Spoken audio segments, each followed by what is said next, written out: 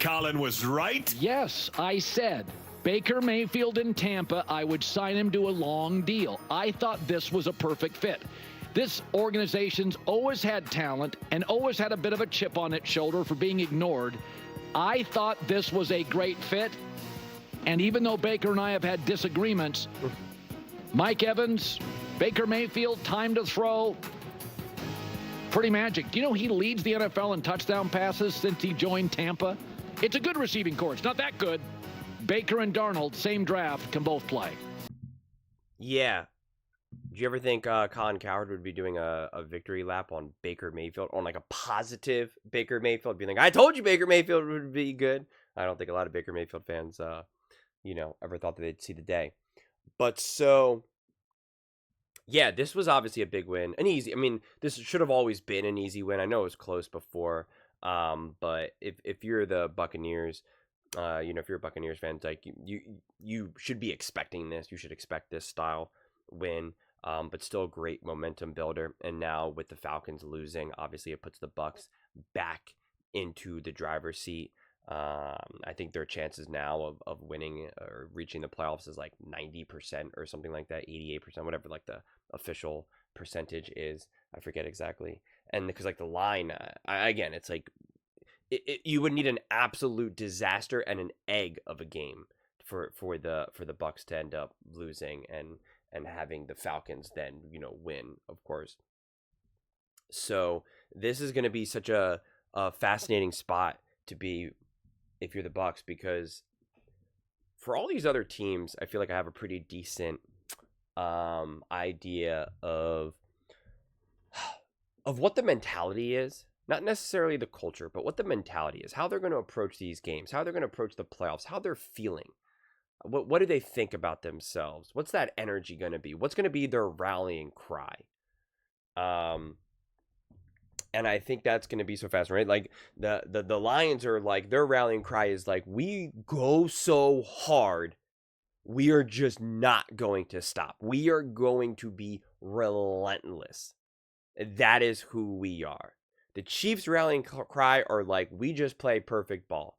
We do not make mistakes. We got Mahomes, we got Reed, we got Spags. We've been here a million times. We are just excellent for being excellent, right? Like we are a thing for being a thing. The rallying cry for the Bengals, for the Ravens and the Bills, it's like we get behind Lamar Jackson and Josh Allen. Like that is who we are. We are those quarterbacks. That's what we do. As long as those guys got the ball, we got a chance. You better look out. And with the Bucs, since they're this rambunctious, they're like a family reunion. They're at I haven't really been to Tampa Bay, I confess, but since it is a more warm climate area, I assume you have a lot of these more communal parks, because like it is kind of out west, like in like California and stuff, which would be more my experience in these warm areas where you have a lot of these more common spaces outside, and you're just going to get a lot of different people and characters and stuff like that. And that's really honestly who the Buccaneers, whether that's actually how Tampa Bay is or not, it's irrelevant, because that's the mentality that I see the Buccaneers as really just this big extended family where they're like, hey man, we're either going to ball together or we're going to fall together. But I'm so fascinated to like what energy they're able to kind of bring in to the playoffs, because yeah, they are going to kind of have that chip on their shoulder, but also if they win the division, it's like, well, they won the division, so it's like can't necessarily say that there is that chip. Baker always kind of has that chip on his shoulder, and I wouldn't say that sneaking in by winning the division the way how it's potentially going to unfold. You can't really come with the mentality of like, yeah, you all doubted us and look what we did. We won the division. Like, that's too hard of a sell to me. I don't know who's necessarily buying that. So I'm really fascinated. I'm really fascinated, especially Buccaneers fans. Like, let me know, like, what do you think the energy here is for this team? Like, what do you think the kind of the defining characteristic that this team is using to win their games and what they will carry on into the playoffs? Because we know they had some big wins. We know they beat the Lions. We know they beat the Eagles. But at this point, that was so long ago. It really was. And if you're hanging your hat on beating the Lions or the Eagles like in weeks like 3 and 5 or something. Like, it's just like, I don't think this team is doing that because they know it doesn't matter. They're not, if they face the Lions or the Eagles, at one point they'll say, hey, we beat them before, we can beat them again. Outside of that sentence that, various coaches will say, it'll be out. They'll like they'll not talk about it. In fact, a lot of them will even say the opposite. Hey, we know we beat the Eagles last time and we really put a hurting on them. This is a different team. If you think we're going to march into Philly and do that again, you got another thing coming. It's not going to be that easy. This team is completely, same thing with the Lions. Hey, we won an ugly game in Detroit. If you think we're going to be able to win that way again, you got another thing. Like, if anything, it's going to be the opposite. It's going to be like, forget about everything that happened in those games because these are different teams now. So it's like, you're not going to use that either. So I'm so fascinated by this team, honestly, especially if they're able to obviously get into the playoffs and just the type of energy, because they have a brutal loss to the Cowboys, which very well could have ruined their playoff chances. And when you compare that to the Philadelphia Eagles with a backup quarterback on their third string quarterback, they absolutely dominate and roll the Dallas Cowboys. So that's kind of thing, that just by comparison, like, that's a tough loss for the Bucs. You can't just be like, oh, the Cowboys feisty team. I mean, you can if that's what you want to sow, but that's yeah, that's why it's always important to me to try to get to the reality of a situation, get to the reality of a game.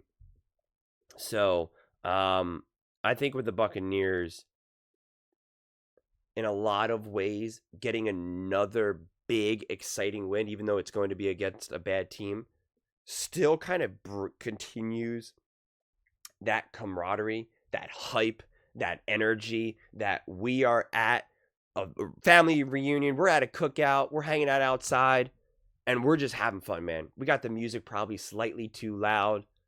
We're probably having one too many drinks, but nothing crazy, nothing too rowdy, nothing too, like, out of control. But we're having fun. And the people that walk by us and see us, they're like, man, those guys are having fun. Is that girl single over there? I don't know. Is she? I don't know. I think she's with that guy. Man, of course she's with that guy. Like, that's the energy that the Bucs bring. That's the energy that I get from them. And it is very Tampa, from what I understand Tampa to be. Not going to act like I know Tampa Bay very well by any stretch of the imagination. Just my general sense of Florida as a whole in the various areas there. Like I said, I've spent a limited time there. But yeah, I do think, I think it'll be worse in a way if they, like, kind of eke out a weird, awkward win in the last game, even if they get into the playoffs. Like, I think you want to still bring this energy, bring this hype. Baker Mayfield throwing for like 400 yards and 5 touchdowns. It's just like, that's the energy. That's the hype. That's all right, let's go. Then you can kind of ride that hype. Then you can be like, hey, man, no one's going to expect us to make some noise in the playoffs, but look what we're doing. Let's do this. And you just bring this heightened momentum in there. And the established veterans, in a lot of ways, they know what's up. They know what needs to be done. But all the other guys, it's when you have that energy, when you have that hype, when you have that excitement, you are able to kind of rise them up a little bit.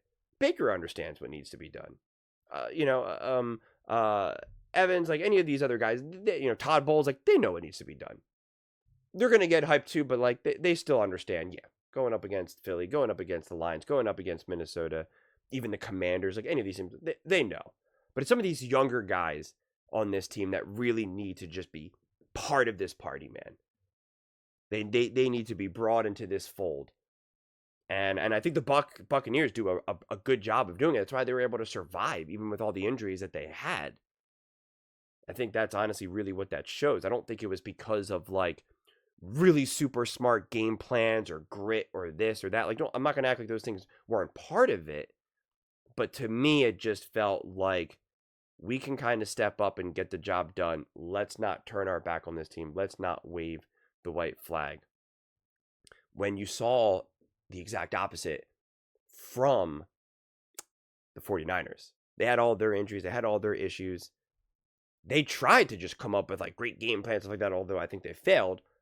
But their players, their team, the veterans were not able to lead the way. You had people like Debo start in fights with, like, a field goal kicker, which is like, don't do that. What are you doing? You had Ayuk not be a good leader. You had Kittle trying his best, Purdy trying his best, but it wasn't enough.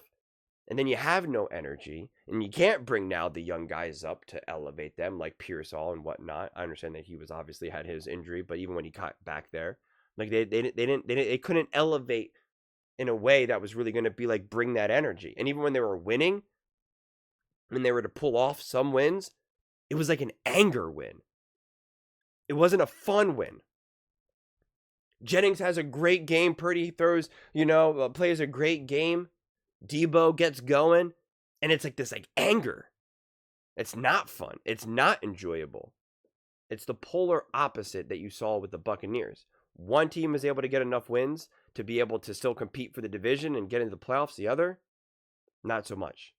So don't overlook sometimes that cookout mentality. It can carry you. It can definitely carry you. But those are just my thoughts. I'd absolutely love to hear yours. What do you guys all think about the Tampa Bay Buccaneers and Baker Mayfield's success this season with the Bucs? Let me know in the comments below. I read every single comment, so whether you agree with me or disagree with me, either way, let's get in some discussions. Let's get in some fights, but ultimately, let's just have some fun. And please do consider subscribing. We are building an amazing community here, and I absolutely love to see you part of it. I want to build something that we all genuinely feel connected to, something that we're really excited to be part of. I think we're on our way to doing it. And please don't forget to give this video a thumbs up, as it really does help with the visibility and the algorithm. Thank you so much. See you next time.